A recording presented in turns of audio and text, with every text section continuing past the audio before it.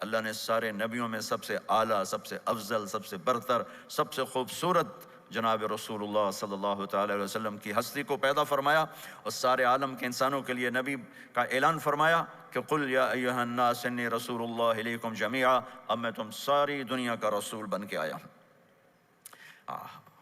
آپ کا ظاہر بھی اتنا خوبصورت اور آپ کی زندگی بھی خوبصورت۔ میں آپ کو اللہ کے نبی کا حلیہ بتاتا ہوں۔ آپ تشریف لے جا رہے ہیں مکہ چھوڑ کے مدینہ، راستے میں بھوک لگی، رابغ، ایک خیمہ دیکھا، وہاں ایک بوڑھی عورت بیٹھی۔ آپ نے ان سے کہا ماں جی کچھ کھانے کو ملے گا، پیسے دیں گے؟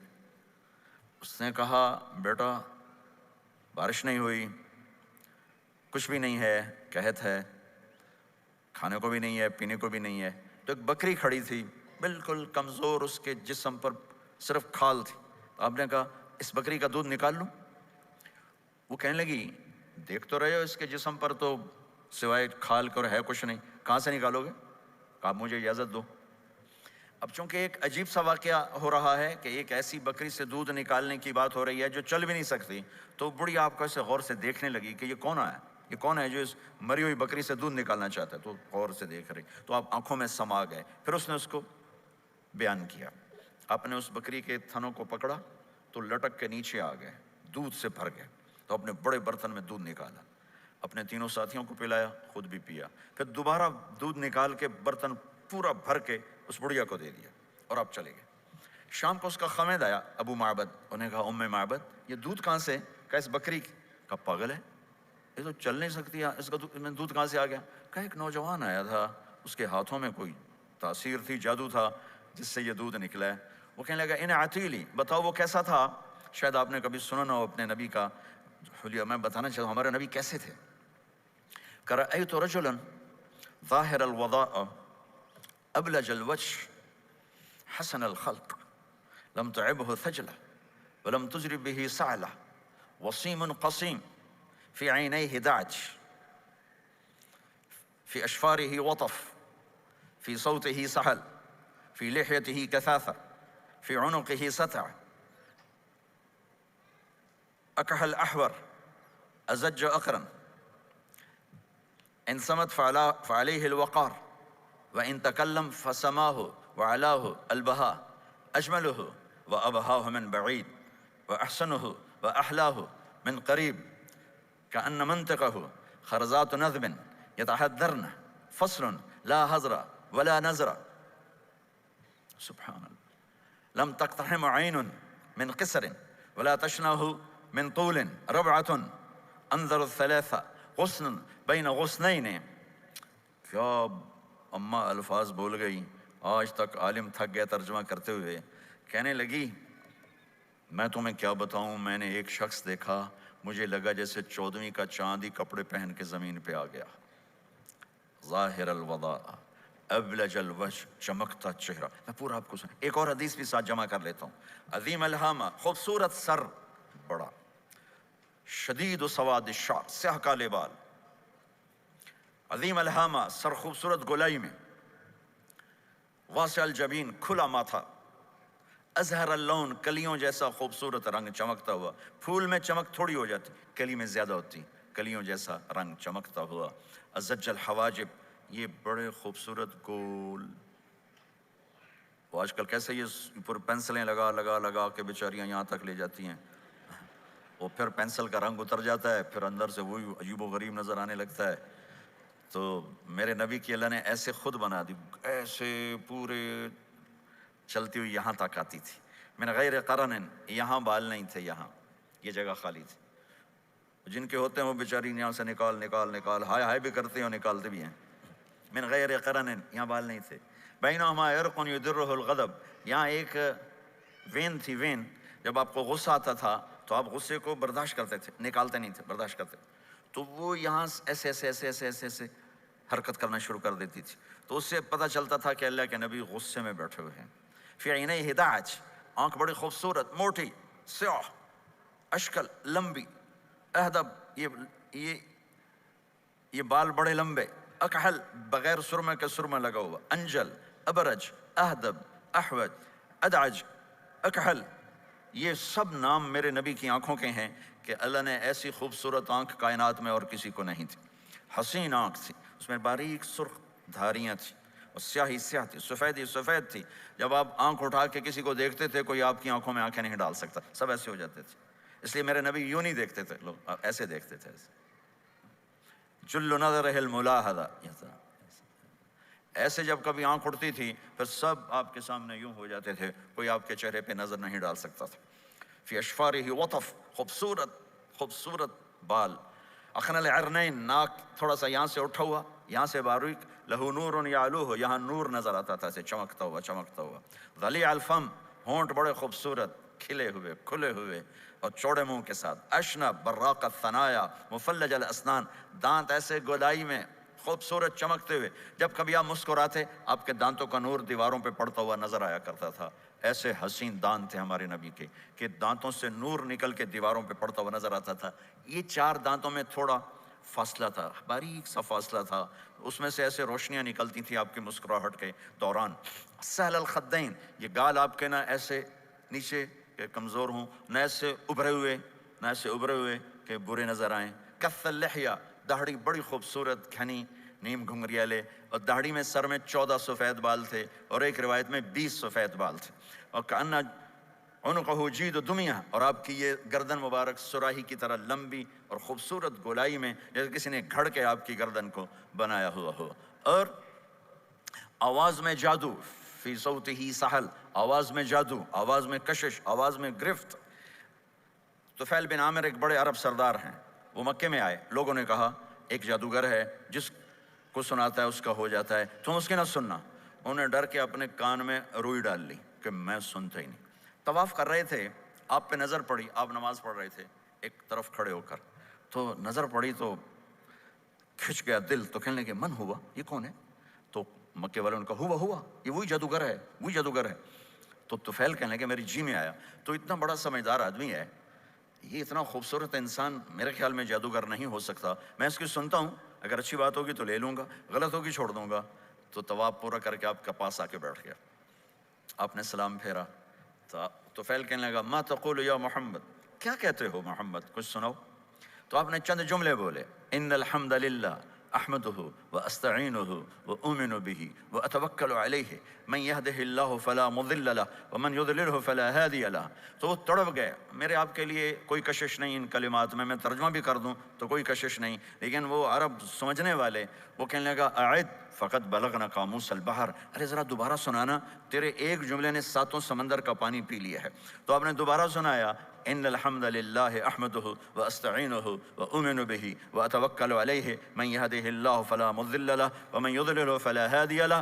تو کہنے لگا مجھے کلمہ پڑھا دے. آواز میں ایک کشش تھی، جو سنتا تھا وہ کھچ جاتا تھا. خوبصورت آواز. بعید ما بین المنکبین، چوڑی چھاتی کھلی چھاتی. عریض الصدر، چوڑا سینہ. سواء البطن والصدر، سینہ اور پیٹ برابر. میں معذرت سے کہتا ہوں کتنے خواتین بھی مرد بھی، آپ سجے پاسے پیٹ کھبے پاسے، آپ کھبے پاسے پیٹ کھبے پاسے، آپ سجے پاسے. دیکھتے ہیں وہ ادھر ہوں تو پیٹ ادھر ہو جاتا ہے، ادھر ہوں تو پیٹ ادھر ہو جاتا ہے. جو ہنستے میں پیٹ ہوئے کرتا ہے، زبان سے نہیں، وہ پیٹ سے ہنستے گڑ گڑ گڑ گڑ گڑ گڑ گڑ. تو میرے اللہ کو انتہائی ناپسند ہے، موٹا چاہے عورت ہو چاہے مرد ہو. اور مولوی موٹا تو سب سے برا لگتا ہے. بھائی احتیاط سے کہو، اللہ تعالیٰ نے کھانے کے لیے نہیں پیدا کیا، اللہ نے کسی کام کے لیے پیدا کیا ہے. تو کھانے پینے کا وقت اللہ نے آگے رکھ دیا ہے، خوب ڈٹ کے کھا لینا. حلال بھی کھاؤ، احتیاط سے بھی کھاؤ. کلوا واشربوا ولا تسرفوا. اور اللہ تعالیٰ نے کھانے کا والتین والزیتون وطور سینین وهذا البلد الامین، اللہ نے اعلیٰ ترین غذا کی قسم اٹھائی اور اس میں ذائقہ نہیں دیکھا. نہ انجیر کا ذائقہ ہوتا ہے اتنا اچھا، اور زیتون تو ویسے ہی کڑوا ہوتا ہے. تو یہ اللہ تعالیٰ سموسے پکوڑے کی قسم ہی کھا سکتا تھا، مجھے سموسے کی قسم، مجھے پکوڑے کی قسم.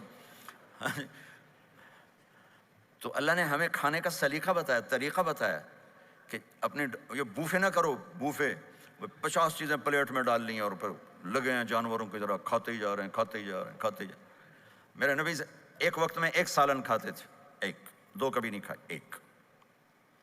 اور زندگی بھر میرے نبی نے باسی کھانا نہیں کھایا، صبح کا پکا شام نہیں کھایا، شام کا پکا صبح نہیں کھایا. صرف ایک دفعہ حج کے موقع پر ام ہانی حضرت علی کی بہن مکہ میں، ان کے گھر باسی روٹی کے 2-4 لقمے لیے، ورنہ صبح کا پکا ہوا شام نہیں کھاتے تھے، یا تازہ یا فاقہ، یا تازہ یا فاقہ.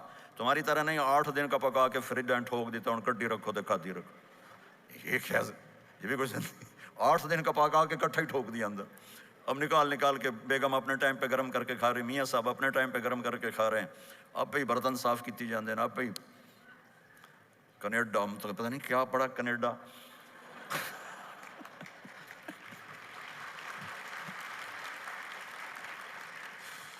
میں انگلینڈ گیا تو میرے بڑے اچھے دوست ہیں، وہ کہنے کہ مولانا میں نئی گاڑی لایا ہوں، آپ کو اس میں بٹھانا ہے. اچھا کتنے کی؟ کہنے کا 2.5 لاکھ پاؤنڈ کی ہے. 2.5 لاکھ پاؤنڈ کی. میں نے کہا اس کا ڈرائیور کون ہے؟ کہا جی ڈرائیور تو ہم خود ہی ہوتے ہیں. میں نے کہا پھر ہماری سوزوکی اچھی ہے جس پر ڈرائیور رکھا ہوتا ہے، صاف بھی کرتا ہے بٹھاتا بھی ہے. تم اچھے 2.5 لاکھ پاؤنڈ کی گاڑی لی ہے، ٹائر بھی خود دھو رہے ہو اور اس کے میٹ بھی خود صاف کر رہے ہو نکال کے. ابھی بیگم نے برتن بھی تم سے صاف کروانے ہیں، وہ الگ سے کام ہے. میرے نبی سوا البطن والصدر، میرے نبی کا سینہ اور پیٹ برابر تھا، سبت القص، بالکل ایسے سیدھا قد، بالکل. اور کبھی زندگی بھر پیٹ بھر کے کھانا نہیں کھایا. صبح کھایا شام نہیں کھایا، شام کھایا صبح نہیں کھایا، جان بوجھ کے. اور جب کھایا تو چند لقمے. دقیق المسربہ، یہاں بالوں کا تار تھا جو ناف پہ آ کے ختم ہوتا تھا، باقی سارا جسم انور المتجرد، چمکتا ہوا جسم تھا، چمکتا ہوا. راہ بر راہا، یہ ہتھیلی کشادہ، شسن الکفین والقدمین، یہ جگہ اور پاؤں کی یہ جگہ، اس پر گوشت خوبصورت مسیح القدمین، اس طرح تھا کہ یہ رگیں نظر نہیں آتی تھی. اور جو حصہ آپ کا کپڑوں سے باہر نظر آتا وہ نور چمکتا نظر آتا تھا. اور اذا زال قلعا، آپ پورا قدم اٹھا کے رکھتے تھے، یہ ایسے نہیں چلتے تھے ایسے، بلکہ آپ پورا ایسے قدم اٹھاتے تھے پورا.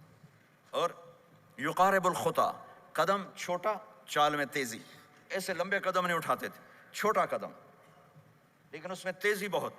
یمشی تکفین، ذرا کندھے جھکا کے چلتے تھے، اکڑ کے زندگی بھر نہیں چلے، ہمیشہ یوں چلتے تھے، تھوڑی گردن بھی جھکی ہوئی، تھوڑے کندھے بھی جھکے ہوئے، اور عاجزی. اور ہمیشہ سلام میں پہل فرماتے تھے، جس کو بھی ملتے تھے سلام میں پہل ہوتی تھی. اور اتنے عالی اخلاق تھے، کبھی کسی کو یوں کر کے نہیں بلایا، ہمیشہ یوں کر کے اشارہ کر کے، پورے ہاتھ کا اشارہ کر کے بلایا. اور جب کبھی آپ کو دائیں بائیں سے کوئی بلاتا یا رسول اللہ، تو اب یوں نہیں کرتے تھے. اور میں یوں کھڑا ہوں، مجھے فوزان کہتا ہے مولانا صاحب تو میں اتنا ہی کروں گا. جی فرمائیے کیا کہنا ہے. کوئی ادھر سے ہوگا تو میں کہوں گا ہاں جی بولو کیا کہنا ہے. پر اپنے نبی کے اخلاق دیکھو، یہاں سے کسی نے آپ کو بولا یا رسول اللہ تو آپ یوں نہیں کرتے تھے، آپ یوں کرتے تھے. جی فرمائیے، پورا اس کو سینہ دیتے تھے. کوئی ادھر سے بولا تھا یا رسول اللہ تو آپ یوں نہیں کرتے تھے، آپ پورا ایسے مڑتے تھے، پھر کہتے تھے جی فرمائیے، پورا سینہ دیتے تھے اس کو.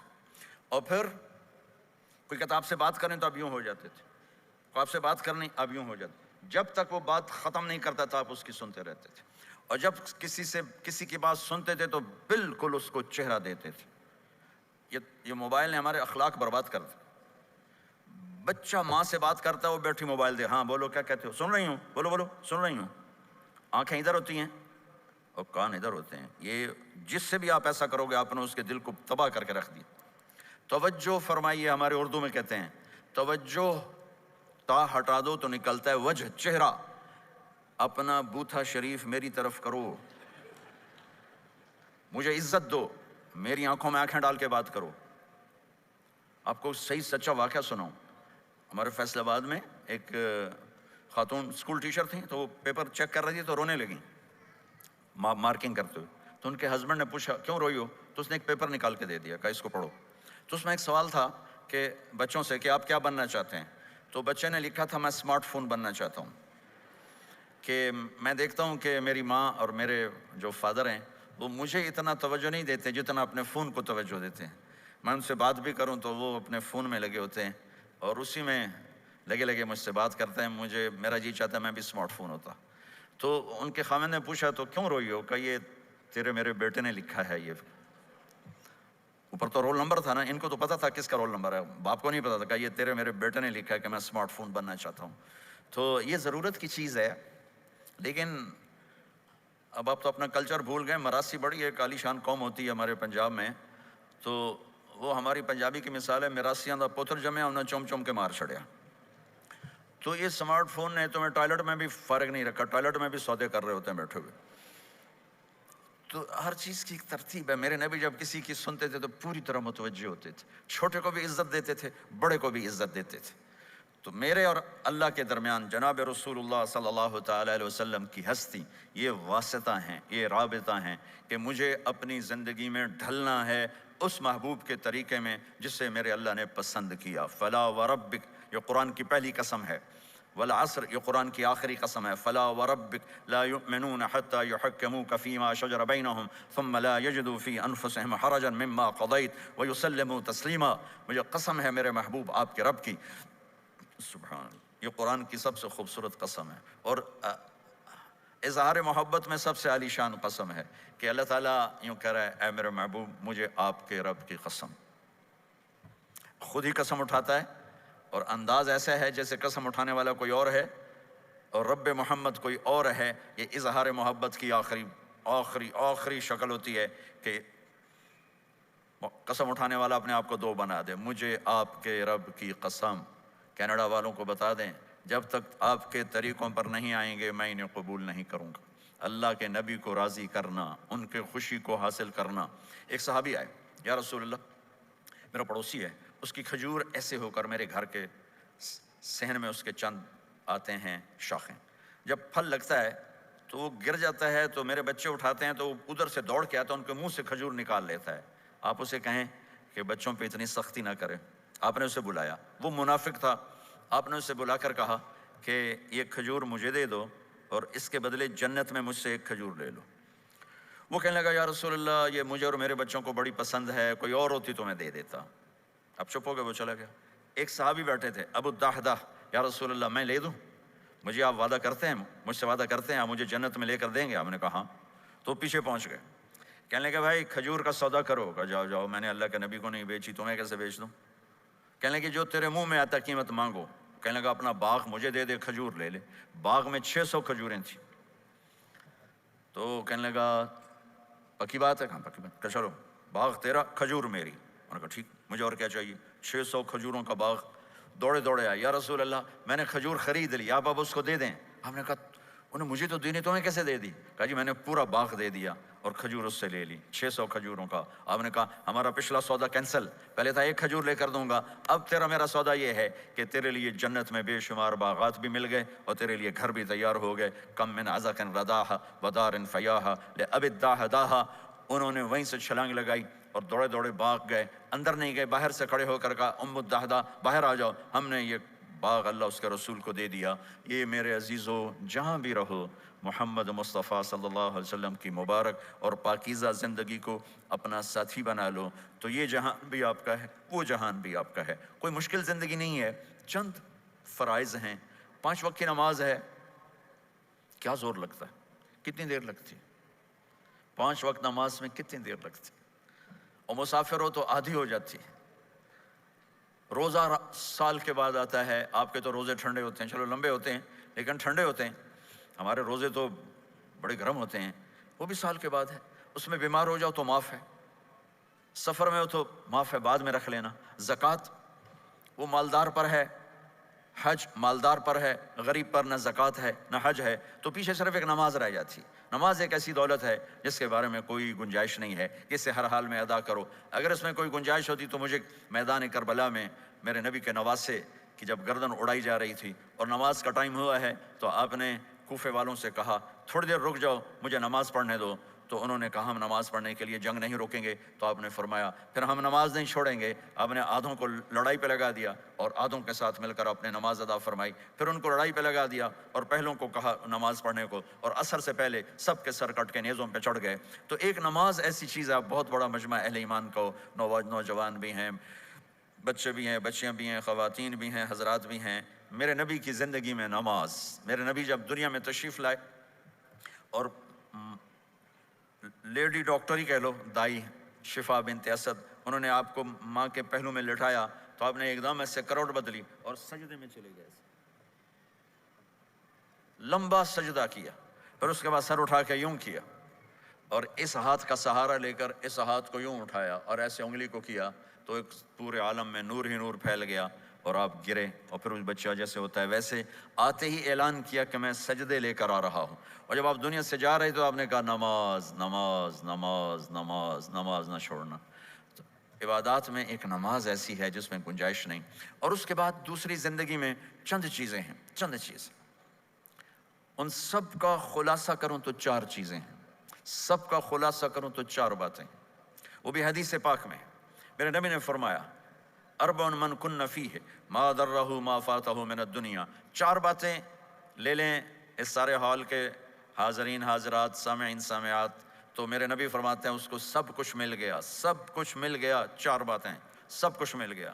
صدق حدیث، حفظ امانت، حسن خلیقت، عفت فی طعمت۔ 4 باتیں، سچ بولے جھوٹ نہ بولے، سچ بولے جھوٹ نہ بولے، دیانتداری سے کام کرے، دھوکہ نہ دے، اخلاق اچھے ہوں، بد اخلاق نہ ہو، رزق حلال ہو، حرام نہ ہو۔ 4 باتیں جو کر لے گا وہ پورا دین اس کے ہاتھ میں آ جائے گا۔ عبادات کے بعد نماز، فرائض، تو ایک سچائی ہو، ایک دیانتداری ہو، ایک اخلاق اچھے ہوں اور ایک رزق حلال ہو، تو ہر چیز آپ کے تابع اللہ تعالیٰ کر دے گا۔ یہ پورے کا پورا دین ہے جو میرے نبی لے کر دنیا میں تشریف لائے۔ یہاں کے ماحول میں دوڑ لگی ہوئی ہے اور ایک دوسرے کو خیال کرنا یا اس کے لیے وقت نکالنا، خاص طور پر جہاں والدین پوری دنیا میں ہی پریشان ہیں لیکن ان ملکوں میں زیادہ پریشان ہیں کہ پتہ نہیں سسٹم ایسا ہے یا قدر کوئی نہیں ہے۔ لیکن میرے نبی نے فرمایا تھا کاش میری ماں زندہ ہوتی تو تم لوگ دیکھتے میں کیا کرتا۔ میں عشاء کی نماز کے مصلی پہ کھڑا ہوتا، سورۃ فاتحہ پڑھ رہا ہوتا اور ادھر سے میری ماں مجھے پکارتی محمد، تو میں ماں کے لیے نماز توڑ دیتا۔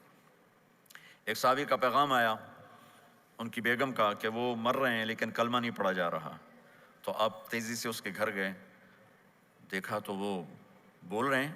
آپ نے کہا کلمہ پڑھو، کہا جی نہیں پڑھا جاتا، ویسے بول رہے ہیں نہیں پڑھا جاتا۔ آپ نے پوچھا اس کے والدین میں کون زندہ ہے؟ کہا جی ماں زندہ ہے۔ آپ نے کہا بلاؤ، ان کی ماں آ گئی۔ آپ نے کہا تم اس سے ناراض ہو؟ کہا جی ناراض ہوں۔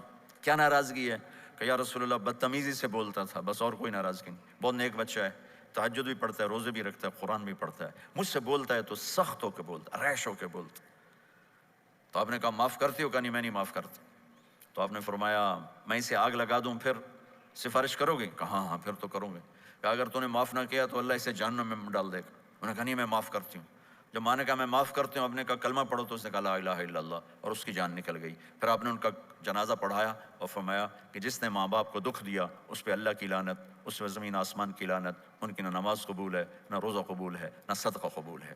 تو مجھے آپ اکثر نوجوان نظر آ رہے ہیں، آپ فیملیز والے ہیں، اپنے ماں باپ کو عزت دیں، اپنے ماں باپ کے پاؤں دھو کر پئیں، ان کی دعا لے لیں، وہ دعا آپ کو کہاں سے کہاں پہنچا دے گی۔ ماں باپ کی دعائیں وہ کام کرتی ہیں جو نہ امریکن ڈالر کرتا ہے، نہ کینیڈین ڈالر کرتا ہے، نہ برٹش پاؤنڈ کرتا ہے، نہ پاکستانی ہندوستانی روپیہ کرتا ہے۔ ماں باپ کی دعاؤں سے 7 آسمان کے دروازے کھل جاتے ہیں، زمین آسمان کی برکتیں سمٹ کر ان لوگوں کے پاؤں میں آتی ہیں جو اپنے ماں باپ کی دعا لیتے ہیں۔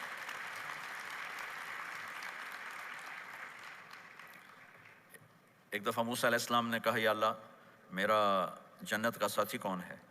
تو اللہ تعالیٰ نے فرمایا کہ وہ جو فلاں آدمی گوشت بیچنے والا، اس کو ہم قصاب کہتے ہیں، قصائی، یہ کوئی اتنا بڑا معزز پیشہ نہیں ہوتا۔ تو موسیٰ علیہ السلام بڑے حیران ہوئے کہ میرا ساتھی گوشت بیچنے والا، تو اس کو دیکھنے چلے گئے۔ دیکھا تو ایک عام آدمی جیسے گوشت بیچ رہا ہے ایسے ہی سارے بازار میں بیٹھا ہوا، دوسرے بھی بیٹھے ہوئے۔ جب شام ہوئی اس نے تھیلے میں گوشت کا ٹکڑا ڈالا اور گھر گیا، تو موسیٰ علیہ السلام بھی ساتھ گئے۔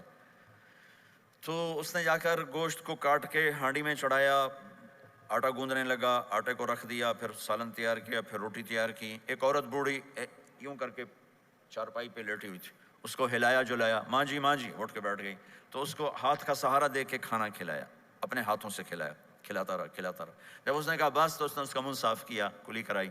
جب وہ لیٹنے لگی تو کچھ بولی، تو موسیٰ علیہ السلام دور کھڑے تھے، سمجھے نہیں کہ یہ کیا بول رہی۔ تو موسیٰ علیہ السلام نے پوچھا یہ کیا کہہ رہی تھی؟ وہ کہنے لگا حضور کیا بتاؤں کیا کہہ رہی تھی، جب بھی اس کی خدمت کرتا ہوں تو یہ مجھے دعا دیتی ہے کہ اللہ تجھے جنت میں موسیٰ کا ساتھی بنائے، تو میں تو غریب کسائی ہوں، موسیٰ تو بہت بڑا نبی ہے۔ تو موسیٰ علیہ السلام نے فرمایا تیری ماں نے تیرا کام کر دیا ہے، تیری ماں نے تیرا کام کر دیا ہے۔ میرے عزیزو، ممکن ہے ماں باپ کی خدمت کرنا، دعا لینا تمہیں یہاں مشکل نظر آئے، لیکن اللہ کی قسم اسی میں آپ کی دنیا چھپی ہوئی ہے، اسی میں آپ کی آخرت چھپی ہوئی ہے۔ اپنے ماں باپ کی دعا لو، اپنے ماں باپ کی دعا لو، اپنے ماں باپ کی دعا لو۔